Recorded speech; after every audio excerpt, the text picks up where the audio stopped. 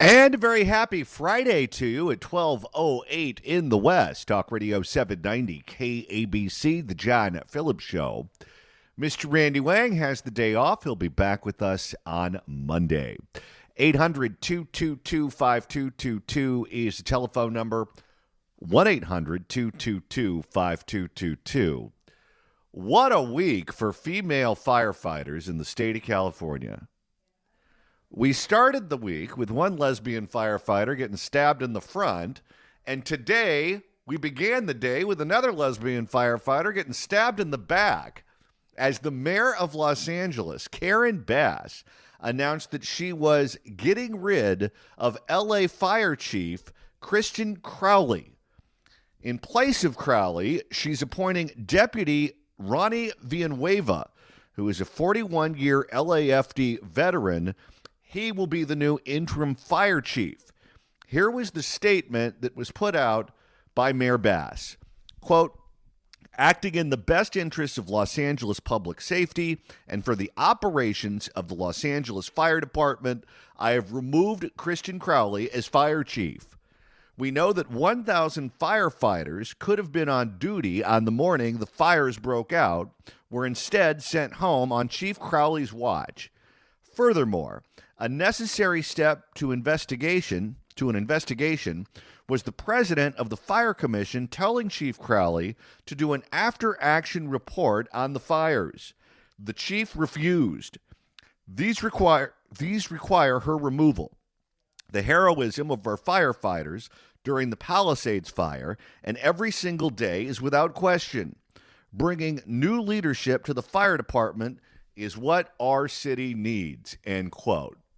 Joining us to discuss this is the man who broke the story some time ago that the fire chief was in the mayor's crosshairs.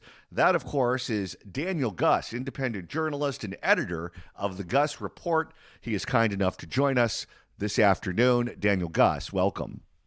Hey, John, thanks for having me back. And it feels good to be vindicated on a Friday afternoon.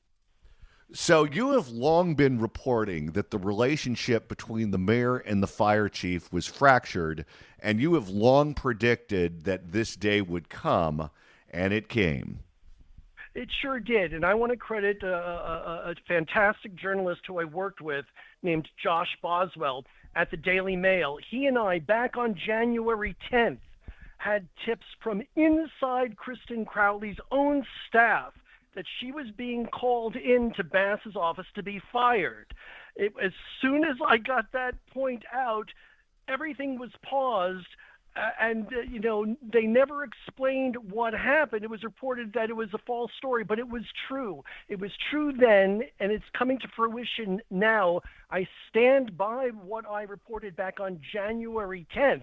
And as we're waiting for Bass's press conference now, John, if anybody's watching this, look on the mantle behind the podium where Karen Bass is going to speak. You want to talk about being stabbed in the back? Look at the inscription on the mantle behind the flags. It says, "Fidelity is the foundation of justice." And there is absolutely zero fidelity in Karen Bass's administration. She is stabbing everybody in the back, except in Crowley's case, it was a delayed stabbing in the back. But believe me, she's throwing her under the bus now, but she intended to do this back on January 10th.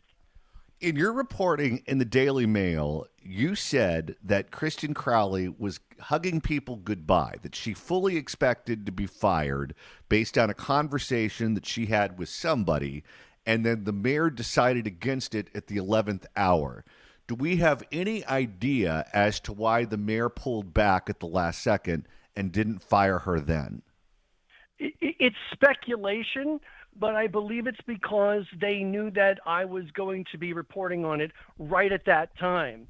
Or she was talked off the ledge either by Crowley pointing out, well, you cut our budget. So it could have been my reporting with Josh over at the Daily Mail. It could have been them saying, hey, they were going to basically have a mutual firing squad on each other. So there is no definitive answer, which is what makes this tragedy, this deadly inferno causing all of this destruction is that there is no transparency from Karen Bass, and she was lying to Alex Michelson in her interview with him on Fox 11 the other night when she said that she didn't know about it. She did know about it, and she can't even keep her story straight with her own Twitter account. And whether or not Karen Bass controls her own Twitter account, or if her spokes guy, Zach Seidel, works it, she is the person with whom the buck is supposed to stop, and it doesn't. So we don't know what happened. I suspect either a mutual firing squad or they knew that I was coming out with it. And they, for whatever reason, they love me at City Hall. So there is no definitive answer, and there should be a definitive answer. The official reason that the mayor gave for dismissing the fire chief was that she didn't see eye to eye with the fire chief over staffing and personnel. But you go back to your initial reporting and you go back to the initial friction between the two women. The friction was over whether or not the fire department budget was cut. The chief said the budget was in fact cut by, I believe it was $17 million. The mayor did not regard those as cuts because of how they spent the money. Why that matters, I don't know. But she insisted that she did not cut the fire department's budget, which was also a lie. And then if you fast forward to this week in that interview with Alex Michelson that you just referenced, her beef with the chief was not over staffing. Her beef with the chief is that she claimed that the chief never told anyone that the wind was coming and that there was potential for fire danger, which is another lie. The official reason is different than the arguments she's been making in public ever since the two started quarreling. Right, exactly. And by the way, for all of the lies that Karen Bass has told in this instance, I can give you an equal amount of lies that Kristen Crowley has told about staffing at the fire department, about all of this chaos and domestic violence and sexual harassment among her command staff at the fire department. So there is culpability enough to go on Kristen Crowley also. You can trust Kristen Crowley as much as you can trust Karen Bass or any of the other characters from City Hall.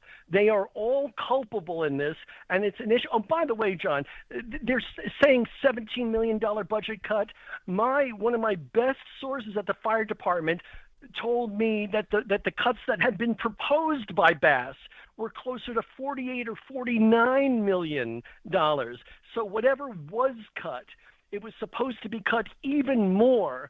But with City Hall, you just never know what the real numbers are because it's a shell game. When they say salaries, employees, well, if it's employees and salaries, are the jobs filled or are they just paid for? So the entire thing is a shell game from start to finish. There is no transparency, and that's why we have so many houses destroyed, tens of billions of dollars, and dozens of lives lost. It is all a shell game. Now, Daniel, I am not an attorney. I do not have a law degree. However, when you look at this and you look at the public reasons or the public criticisms that the mayor has leveled against the fire chief, and so many of those criticisms are provably false. Whether it is the allegation that the fire department never said anything about the wind and the fire risk, we know through their social media accounts and their public statements that they were talking about that. We know that it was being discussed on the news, on radio, on television, in print, social media. Pick your poison. It was there. We all knew about it. We know that the mayor was upset at her for not lying and saying that the mayor did not cut the budget of the fire department.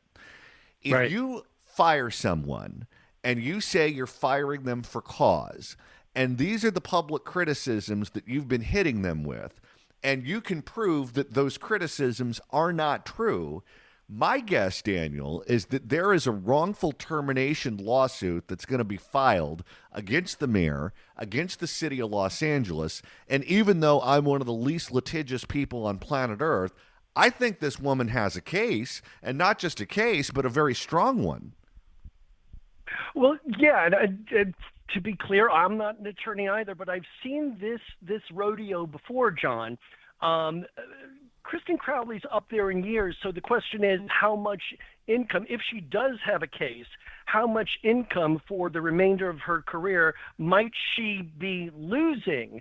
So the issue really has a lot to do more with reputational harm. And I suspect that there will be a wrongful termination case filed. Things will be negotiated between law firms. They're going to come out with their locked arms and say that the issue has been resolved amicably, and we're never going to really find out the truth unless there's some sort of criminal investigation at a much bigger level, because we know Bonta's not going to do it in Sacramento. I don't think Nathan Hochman would dip his toes into this disaster. So yes, I think you can reasonably expect a wrongful termination lawsuit from Crowley, but that they're going to negotiate a settlement with probably a non-disclosure or maybe a non-disparagement clause in it. And again, the people are going to have to pay, and the people are never going to really find out the truth. But I think that's a reasonable thing to expect. Let's assume for a second that they do not settle, that there is no NDA that is signed, that this goes to trial.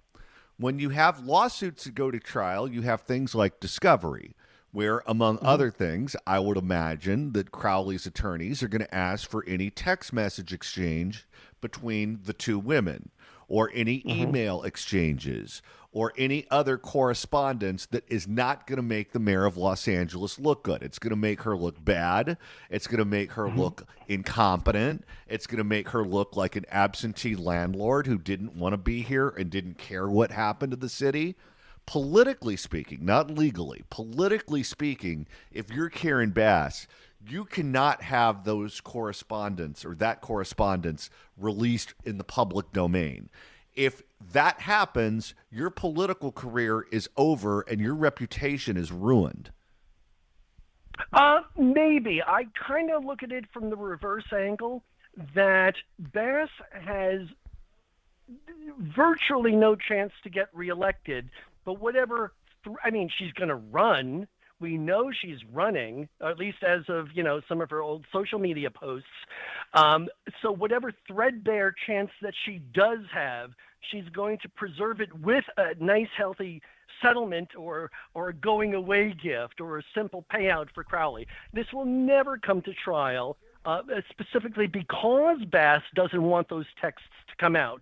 So it's in a checkmate situation. She can't have that stuff come out under any circumstance, and she has very little chance to be reelected as it is. So this is a Hail Mary, and whatever threadbare chance she has of getting reelected, it's going to be preserved with whatever it'll take to keep Kristen Crowley quiet. And it's going to take well into the six figures at minimum, I suspect. We know that the relationship between the mayor and the fire chief is irreconcilable at this point. We know, based on reporting from the Los Angeles Times, that the relationship between Karen Bass and the supervisor, Lindsay Horvath, who represents Pacific Palisades, that relationship is on the rocks. Karen Bass is clearly a party of one right now, where she's looking to save her own bacon. And if that involves throwing anyone and everyone under the bus, she's willing to do it. Do you think more politicians are going to start publicly breaking from Karen Bass at this point, knowing that she's desperate and knowing that she's going to try to drag everyone down with her? Yeah. I was just thinking about that today because as this news broke, City Council went into closed session, which under most circumstances means they're discussing, a settlement for this slip and fall or for that cracked sidewalk settlement. But I suspect they went into closed session about 10:40 this morning because they saw that this was coming. And so I have been shocked that I haven't heard anything from any of these robots, but they literally walk in lockstep.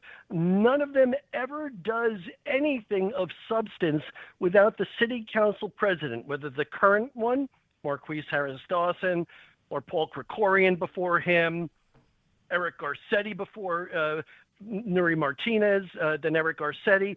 None of the city council members ever does something of substance on their own. So I think that their silence about Karen Bass is something that they have just done at the direction of Harris Dawson, and that should be seen as their distancing themselves from her. But somebody at some point is going to call for Bass to resign. And I suspect the first voice for that is from City Hall is probably going to be Kenneth Mejia, who is well positioned to be the first challenger for the job. Although I suspect that if Los Angeles is lucky to get a second shot at the at Rick Caruso, I suspect he may be calling for it perhaps today. But I would suspect that Kenneth Mejia, if nobody from City Council is going to do that, there is no courage there. There is no courage from City Council. You mentioned Rick Caruso. He has put out a public statement. Here's what he wrote on X earlier today. Quote, It's very disappointing that Mayor Bass has decided to fire Chief Kristen Crowley. Chief Crowley served Los Angeles well and spoke honestly about the severe and profoundly ill-conceived budget cuts that the Bass administration made to the LAFD. That courage to speak the truth was brave, and I admire her. Honesty in a high city official should not be a firing offense. The mayor's decision to ignore the warnings and leave the city was hers alone. This is a time for city leaders to take responsibility for their actions and their decisions. We need real leadership, not more blame passing. End quote. Your reaction to Rick Caruso? Well, he's correct. There's never a bad time to be honest. There's never a bad time to be honest. But in my experience, Kristen Crowley has covered up so many bad things at the fire department, from falsified response times to copper wire theft that makes them use radios instead of telecommunications. Kristen Crowley has covered up enough chaos, corruption, and trouble at the fire department so that her becoming honest so late in the game about the budget, listen, I respect Rick Caruso. He's saying what he sees as he sees it, and he's a very well-informed executive. Los Angeles is lucky to have him as somebody telling the truth about this stuff. But I'm telling you from my experience that Kristen Crowley has not been honest about so many other things at the department that made it a weak department. The LA Fire Department may have had 1,000 firefighters who were sent home instead of being deployed and kept on their shift. But there are so many other weaknesses at the agency, and she is responsible for them, both in preparation, in training, and there's so much corruption in the fire department training program where they have falsified injuries to keep people with proper demographics in the trainee program after they should have flunked out of it. And as I said, falsified response times, diminished communications systems. And John, it's not that I have found this stuff. The people on the inside of the fire department, current and former firefighters who spent decades with the agency, they're the ones who have shown me where all of the gaps in safety and preparation are, and I've been able to verify them. So yeah, it's great that Rick Caruso says there's never, a bad time to be honest, but Kristen Crowley is just as responsible for the weaknesses and lack of preparation at the fire department. Better late than never on her transparency and honesty, but where was she when I was exposing other corruption at the fire department? She stayed silent. Last question before you go. Do you Yes, believe there is any scenario that exists where LA Mayor Karen Bass will resign from office? Yeah. Other than the fire department, absolutely. Absolutely. Her office has denied. I'm going to have a story hopefully out by Monday on danielguss.substack.com where Karen Bass's office has denied receiving warnings that I sent her office. that her office has denied receiving from me about public safety issues, that former city council president Paul Krikorian denied receiving warnings about other public safety issues from me, not related to the fire department. So yes, there is more to come about Karen Bass, and I guess it's how bad she wants to be remembered in history, as the only one in memory who resigned in disgrace, or somebody who just rode out the storm with virtually nowhere to go after it. So yes, there's much worse coming about Karen Bass. I guess how much pain she wants. And it looks like she's coming to the podium right now, John. All right. Daniel Guss, editor of the Guss Report. You can get him online at gussreport.substack.com. Daniel, thanks so much for stopping by. Thanks so much, John. I'll talk to you soon. All right. Right now it's time for KABC Dependable Traffic. It's the John Phillips Show on this Jimmy Buffett Friday, Talk Radio 790 KABC. If you'd like to email the show, you can do so at johnnydon'tlikeshow@gmail.com. That's johnnydon'tlikeshow@gmail.com. And if you're going to be like Jimmy Buffett used to do and spend the weekend on a boat, you want something to listen to while you're fishing or enjoying a cocktail or two, you can listen to this show if you'd like to. All you have to do is subscribe to the podcast edition on your handy-dandy iPhone. All of the episodes will be downloaded automatically to your phone, and you can enjoy us while you set sail. All right, we just spoke with Daniel Guss about the breaking news. The mayor of Los Angeles, Karen Bass, has fired the fire chief, Christian Crowley. She said she did so over disagreements about personnel during the fires that took out Pacific Palisades. Do you believe there is a chance at this point that Karen Bass will resign from office? Right now, she's desperate. She's flailing, she's lying, she's not making any sense, and she's throwing everyone around her under the bus. Do you think she's going to survive all 4 years of her term and not resign? I think there is now a chance she could resign from office because this just keeps getting worse and worse and worse for the embattled mayor, and I don't see it getting better anytime soon because she doesn't have any good news coming on the horizon. What say you? Do you think the mayor of Los Angeles could resign before her term expires?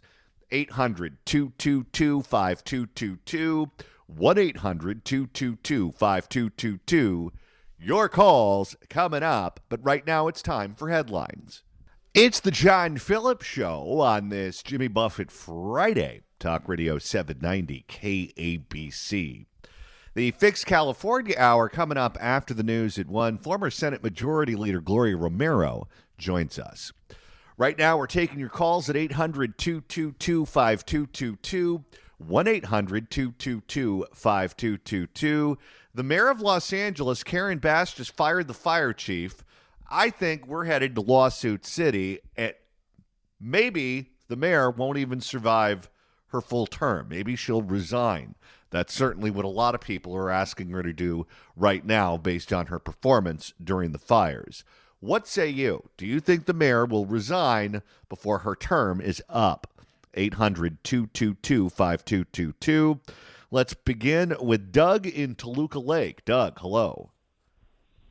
Hey, John. Thanks for taking my call. Always enjoy your show. I think the fate of Karen Bass is going to depend a whole lot, very much, on how long it takes these people to get back into their houses and start rebuilding them. And if she can somehow manage to make that happen, I think it will take some pressure off of her. And if she can't, it will just keep piling on every day, every week that goes by where nothing happens. Then the tide is going to turn against her pretty quickly. And I'll just say one other thing. You mentioned the new council people, and the council people have not really stood up and, let's say defended her. But I can pretty much figure that if she looks like she's going overboard, I don't think that there are many of them that are going to try and throw her a rope either.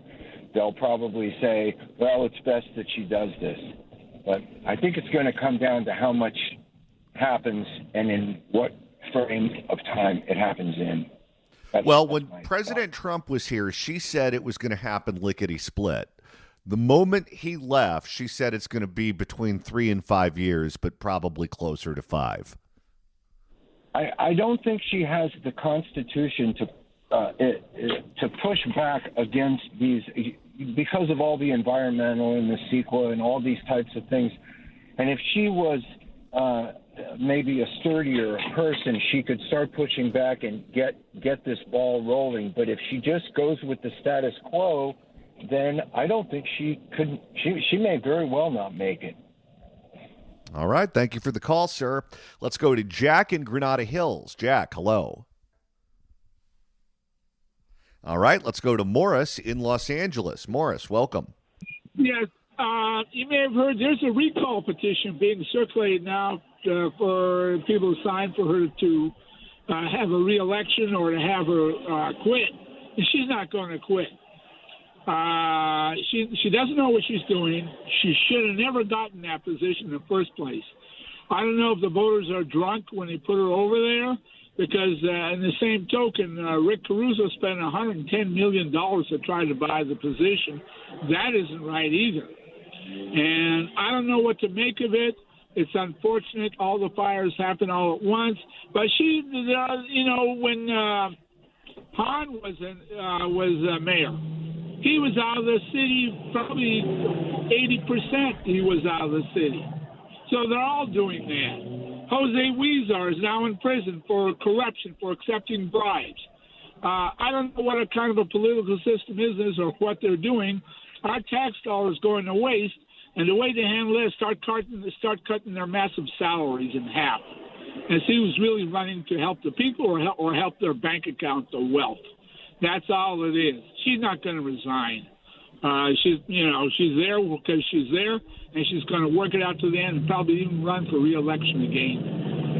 So we've all the recall petitions we've had. Most of them failed. Most of them. Gray Davis got recalled, but most of them have failed. And I know how people vote, and I don't think nothing is ever going to change. It is what it is. All right. Thank you for the call, sir.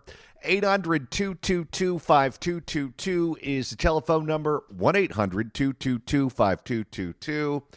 Given the pickle Karen Bass is in right now, do you believe she may resign before her term expires? The news is going from bad to worse, and it doesn't look like it's going to get better anytime soon.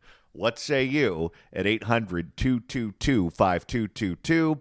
More of your calls coming up, but right now it's time for KABC Dependable Traffic on this Jimmy Buffett Friday, Talk Radio 790 KABC.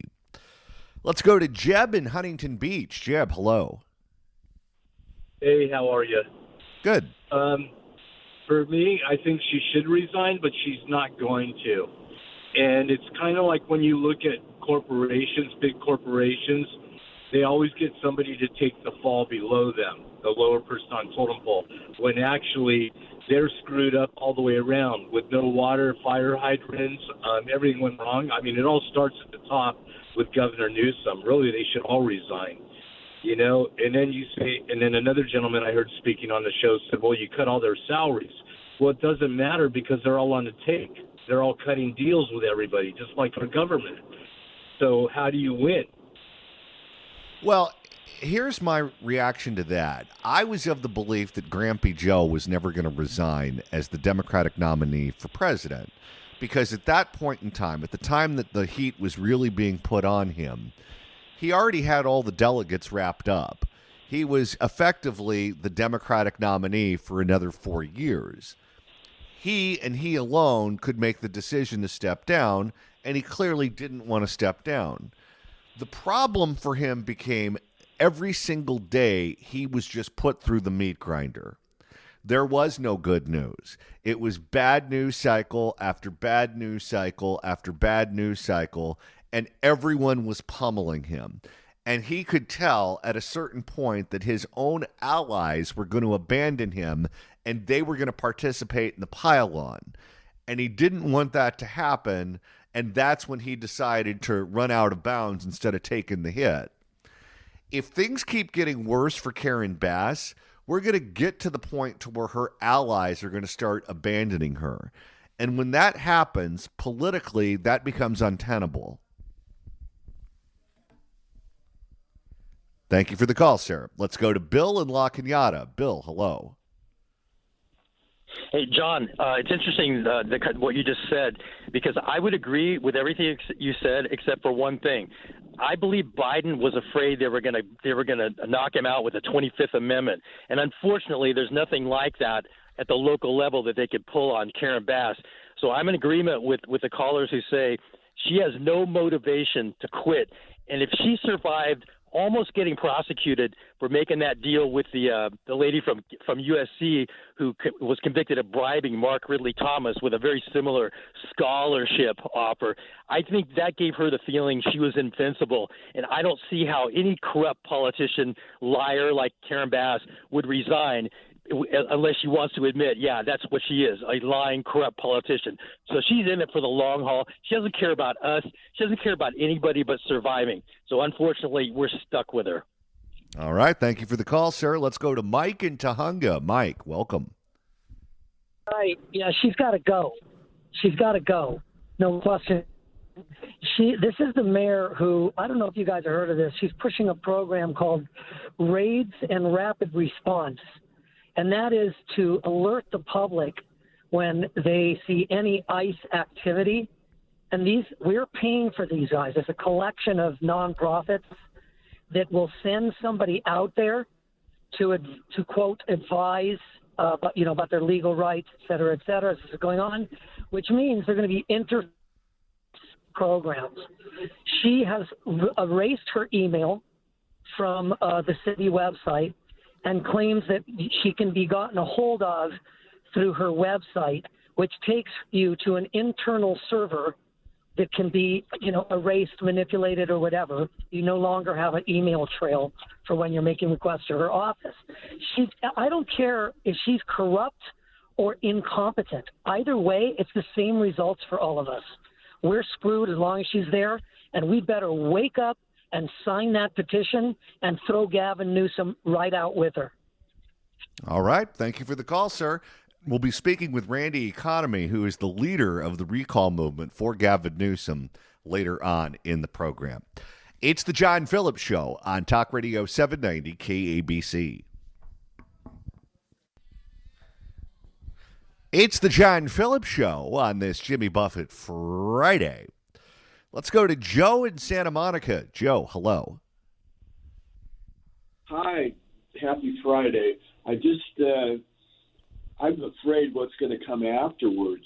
What's the procedure if she does resign? There's no vice mayor. Is there an appointed mayor, or do we have an immediate election, or what happens? If there's a vacancy, the president pro tem of the city council takes over on a temporary basis. And in this particular case, it would be Marquise Harris Dawson. Before him, it was Paul Krikorian. Before him, it was, what was her name? The one that had to resign. Not Imelda Padilla. She's the new one. I remember. I know who you're talking about. Let me ask you this. Nuri Martinez, I'm sorry. Right, Martinez. All right. Well, thank you for the call, sir. We have 2 more hours coming up on the John Phillips Show. The Fix California hour is next. If you're on hold, stay there. We'll get to more of your calls if you want to weigh in on whether or not Karen Bass is going to resign. Also, Senate Majority Leader Gloria Romero joins us. The weekend is almost here. It's the John Phillips Show on Talk Radio 790 KABC.